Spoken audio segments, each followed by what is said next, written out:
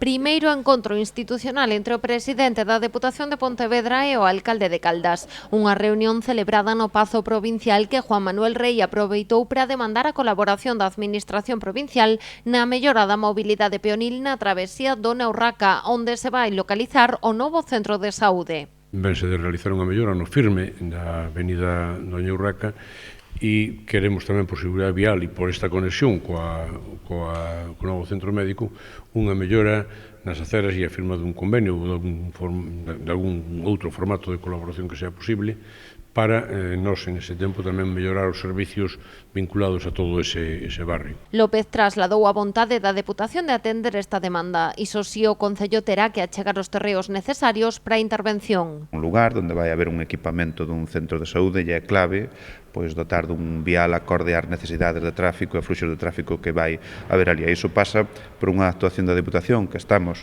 dispostos a realizar, pero sempre con condicionante da disponibilidade nos terreos, que no que estivemos agora a falar, na parte que corresponde a cada administración, desbloquear iso para executalo o máis pronto posible. Noutra liña de actuacións, o presidente provincial adiantou a Rei que a Xunta de Goberno aprobará esta semana unha subvención no marco do programa Mais Provincia de máis de 400.000 euros para executar a primeira fase do saneamento en Soutelo de Abaixo. Non deixa ser outra mostra máis deste espírito municipalista da Diputación, onde o protagonismo pois está da man dos alcaldes e alcaldesas que, en base a todo este proceso de escoita que vimos a realizar, pois tratamos de adaptarnos ás necesidades porque son os alcaldes os que mellor conocen as necesidades dos seus concellos. O saneamento na igrexa por valor de 200.000 euros e a subministración dunha furgoneta e un furgón para o Servizo Municipal de Obras valorada en 40.000 euros